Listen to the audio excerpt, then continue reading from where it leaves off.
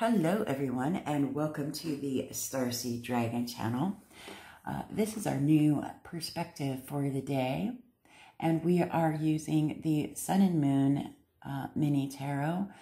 It's my go-to tarot, as you can tell from the wear and tear on it.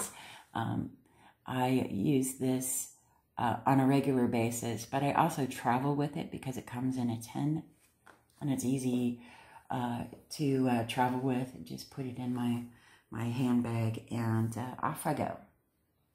So I take this deck everywhere with me. It's a great little deck. I love it. So we got the Ten of Swords, the Seven of Cups, and the Wheel of Fortune.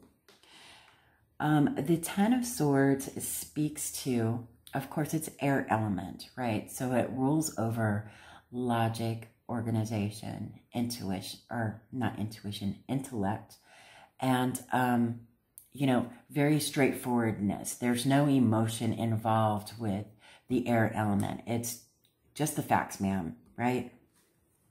It's the dragnet of the, for those of you who remember Dragnet, it's the dragnet of the suits in tarot. It's all about just the facts, just the truth, intellect, logic, everything that makes logical sense, orderly sense, right? And tens are completions, right? It's the end of the digits in numerology, right? With the exception of the master numbers, but we're not going to get into the master numbers today. So the Ten of Swords speaks to an ending to a difficult cycle, an ending to a betrayal or in a relationship where someone may have really betrayed your trust, and trust is not easily given, right? So when someone betrays it, it's a jagged pill to swallow. When someone makes a promise that they don't keep, this is a jagged pill to swallow, right? We learn that when we are little.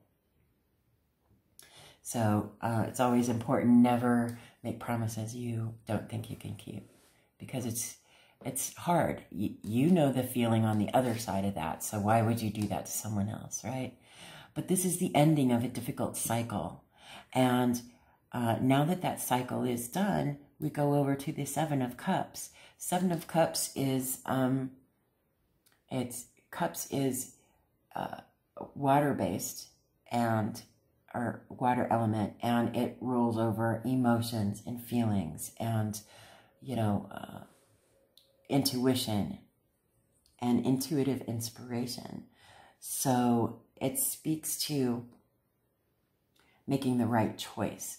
Sevens are, they're lucky, they're options, they are the seeds that have been planted and are about to burst from the earth, right? But in the Cups suit, it speaks to being spoiled for choice and being able to, excuse me, being able to make the right choice for yourself, right? There's that saying, be careful what you wish for, right? So this speaks to having multiple options, like standing at a fork in the road. And you need to weigh those options carefully. You need to ask yourself, is this a consequence I'm willing to pay if I choose this cup? Or is this a consequence that I'm willing to pay if I choose that cup? It's all, you know, a perspective. And it's your perspective, not anyone else's. Don't walk down a path that someone else tells you to walk down just because they told you to walk down it. Walk down a path that speaks to you, speaks to your soul, that makes you happy, that you have the ultimate feeling of knowing that's the right path for you, right? And the Wheel of Fortune, major arcana, Major arcanas speak to the major events in our lives. And now that this difficult cycle is over, once you make the right choice for you, the Wheel of Fortune will turn in your favor, right? Wheel of Fortune is always turning, whether or not it turns against your favor or for your favor, depends on the choice that you make, right? Now that you're past this difficult situation, you have a plethora of choices. Make the right one for yourself, and the Wheel of Fortune will spin in your favor, right? That's what I'm getting intuitively from these cards. What is it that you're getting intuitively from these cards? Let me know in the comment section below. I'm going to pull this out just a little bit. We got a oracle from my tiny Beyond Lumeria. It's this beautiful image. Look at that.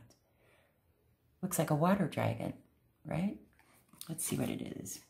Radical expansion. It is time for radical ways of being and thinking, and you can start by granting yourself the freedom and creativity to be you. Unleash your inner rainbow dragon and unapologetically claim your heart-based empowerment and radiantly unconventional gifts. You can be as big as your energy wants to be.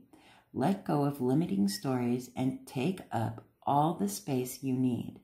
Have fun unleashing who you are. As bold and radical as your ideas or offerings might be, they could be just what the world is waiting for, what the world wants. Be the masterpiece your soul always wanted you to be. Isn't that beautiful?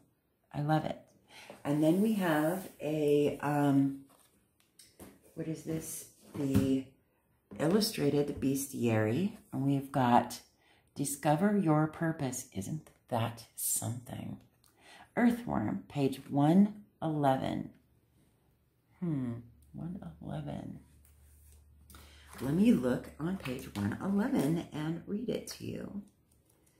This is going to be something special, I have a feeling. Discover your purpose, Earthworm. Life is straightforward when you know your purpose. While Earthworm may seem a simple creature, she knows her purpose well. She brings life. Earthworm wriggles through the soil, creating space for air and water, which is the lifeblood of dirt. Minerals wriggle through Earthworm's body, getting digested so that they are more available when the trees and plants come looking for a meal.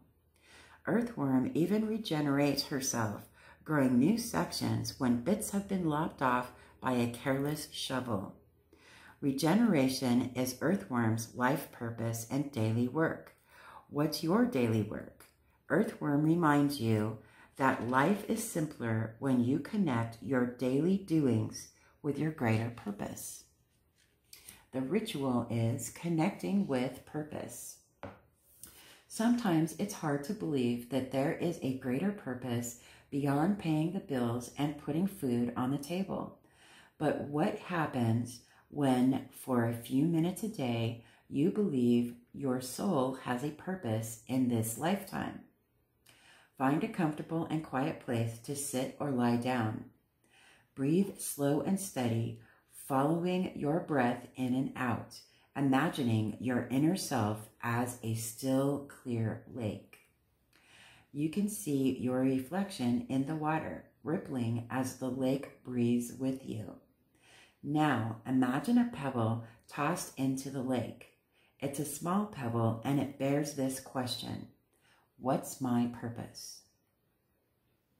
See what images arise as the pebble changes and ripples on the water, creating pictures. As you come slowly back to yourself, record what you saw. Over a series of days or weeks, put together an image to answer your question. Discard directives as messages from ego and focus on metaphor and imagery. Be ready for unexpected answers. When you ask soul questions, you get soul answers, which are not always comfortable. Be aware that the answer you get may not suit your ego or your current lifestyle. The reflection, are you balanced? Earthworm's presence is a sign of healthy soil. Why? Because she brings balance to the 4 elements: earth, air, water, and fire. Here's how.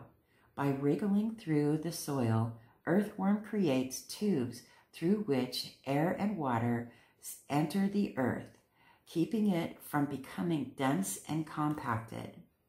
By digesting large minerals, earthworm helps the earth compost and assimilate. Digestion is an attribute of fire. So earthworm brings balance by adding the elements of earth might be missing, or the earth might be missing. You too need to stay in elemental balance. Earth is your body, your mineral or material being. Air is breath and thought. Fire is digestion, passion, and creativity. Water is emotion and reflection. Do you have missing elements that you need to call into balance? What would bring your whole being into balance? Excellent questions. I love it. What do you think of today's cards? Let me know in the comment section below on what it is that intuitively spoke to you today. And I hope you have a great day, and I will see you on the next video.